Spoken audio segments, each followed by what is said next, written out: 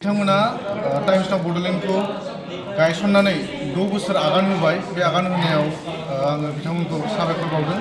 मानो होनोबा जोंनि बर'फोरनि गेजेराव दिनै गोबां खौरां बिजों दङ। बिनि गेजेरावनो टाइम्स नाउ बड'लेण्डआ दिनै 6 बोसोर आगान होबाय आरो 6 बोसोर आगान होनायाव बिथांमोना हारिनि समाजनि हादोरनि जोंनि आसाम रायजोनि बड'लेण्डनि आरो गुबुन गुबुन जि भुटान आरो बड'लेण्डनि साखाथियाव थानाय बिथांमोना सिगांहाय बांसिन सोनारनानै खामानि मावोमोन आरो जोबोद गोजोनथाव दिनै बिथांमोननि जि द'थि गायसननाय सानखौ बिथांमोना साखाथिनि हादोर भुटानाव दिनै खुंफुंदों आरो बे भुटान आरो बड'लेण्डनि जि सोमोन्दो बेखौ गोख्रों खालामनो थाखाय बिथांमोना जि भुटान आरो बड'लेण्डनि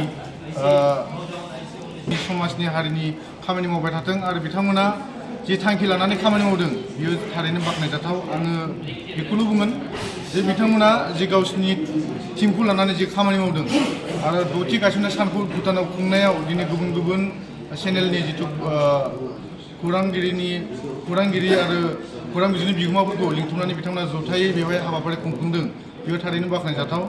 आरो टाइम्स नाउ बड'लेण्डनि गेजेरजों जोंनि गेजेराव मोनसे गोग्गो खौरां बियो गोसारबाय थाथों आं बेखौनो आसा खालामनानै बिथांमोननि चेनेलनि अराय सम मोजांखौ हास्थायनानै हास्थायबाय।